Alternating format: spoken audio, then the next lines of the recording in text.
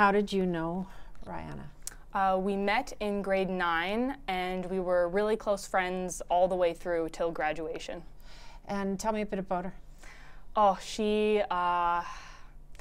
it's hard to try and find words to describe her, because the vibe people get when you pass her in the halls was that she was really rough and tough and scary. But if you even said hi to her, she broke out in the biggest smile, and she was the sweetest person. And she had such a beautiful heart, and if anyone was willing to give her the time of day, like, she would show you it. And so she was a really giving, generous, sweet person, and she was so grateful for any little thing that you did for her. Like, even if you passed her in the mornings and you said, "Hi, good morning, hope you have a good day," like, she would remember that weeks from now, and she would, like, gush about it. Like, she was such a sweet person. You mentioned in your Facebook post about bringing hot chocolate. Yeah, oh, so in grade 9, I was so excited because I was like, I can bring coffee and hot chocolate to class, and I was so excited about it. And so a few weeks into the school year, I started bringing hot chocolate to school in the mornings just because it was a wake me up. And I was friends with Ryanna at the time, and I came to school 45 minutes early because my mom worked a block or two away from the building, so she drove me on her way to work. And so Ryanna was there because that's when her bus got there. And so that's how we started to really get to know each other, was just because we were there at the same time. And so one morning she said, like, "What do you have in there?" And I said, "Hot chocolate, would you like a sip?" And so from that point on, we would share it every morning. Like, I would bring it for the two of us to share. And I would always tease her because she'd say, "Can I have a sip?" all the time, even though she was always allowed to, and she would drink half of it in one sip. And I was always so astounded because I was like, I'm bringing this for you more than I'm bringing it for me. When you say she looked a little bit scary, she does look in her pictures like kind of funky, edgy. And you sent some pictures or shared with us some pictures. She did metal artwork? She did a lot of welding, and she was really amazing at it. I'm not sure if all of her work was displayed, but quite a bit of it was displayed in the foyer, and it was hung up on walls or set in display cases to show off, because, like, she was amazing at it. I would look at her work and it blew my mind that she was in high school because it looked so professional. What else can you tell me about her? You said she had a great heart. How do you know that? So in grade 9, within the first couple months of school, she had gotten in this really bad car accident, and she was crossing the street, walking to school one day, like from her bus stop, I believe, and a car had just come and hit her straight on, and she had a lot of head trauma from it. She had like a giant scar on her head from where, I'm not sure exactly what they did, but it was an operation of some kind.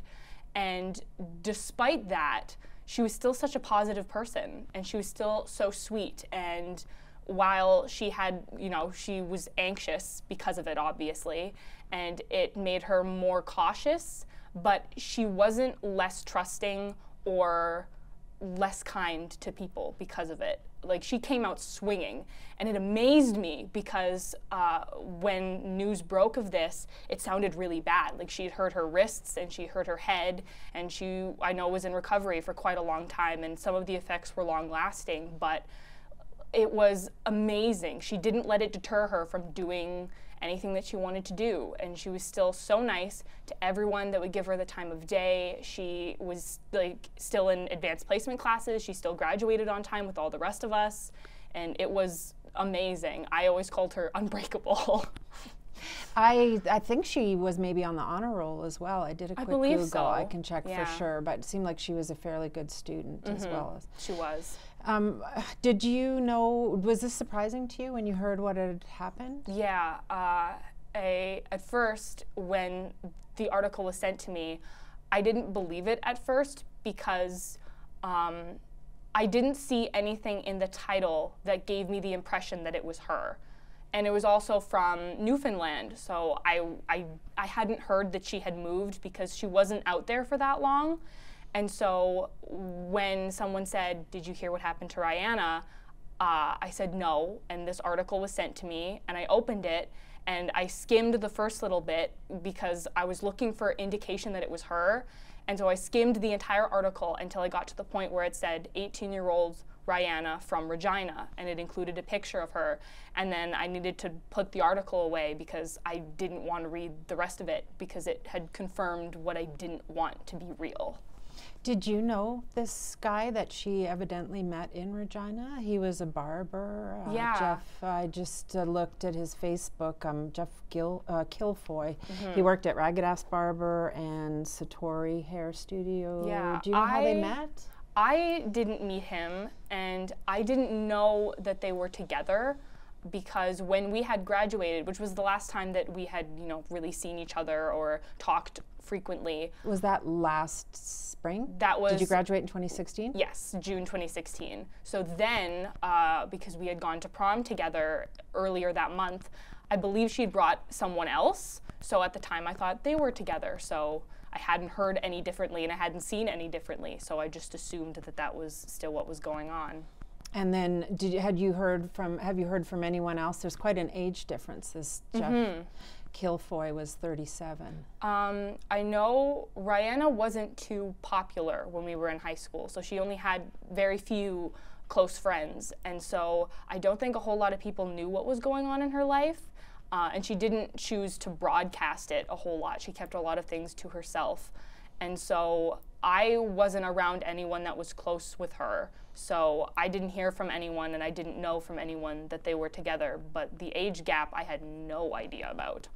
Did you guys ever talk about relationships and, you know, treating people well, or what, you know, what she'd be willing to put up with if someone didn't treat her well, that kind of thing, as young girls sometimes do? So throughout high school, she, I think, was really lonely. Like, again, she didn't have a lot of people that she was really, really close with.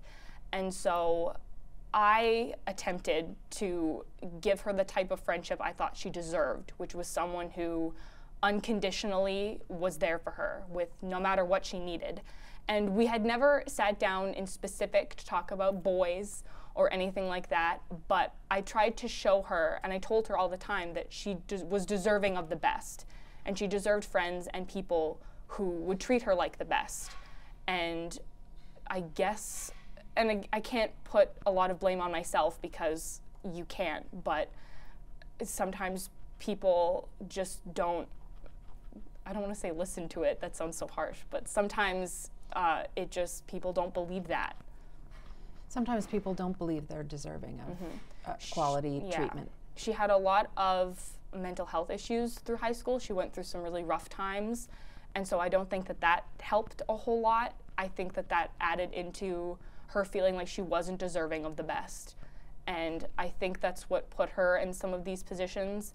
And I'm not trying to come across like I'm blaming her for anything. It's just, it's unfortunate that sometimes that's the case. Yeah, and I noticed when it's in sort of a horrific and stunning coincidence that you also knew Hannah Leflar, who, I mean, that's two of your friends now who have been killed by intimate partners. I was called earlier today by someone from the Leader Post who's just asking me to comment on who Ryanna was as a person.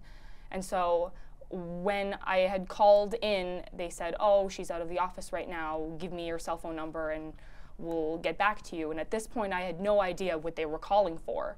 And then the phone call ended with, and I'm really sorry to hear about your friend. And I stood there for a minute and I thought, which one?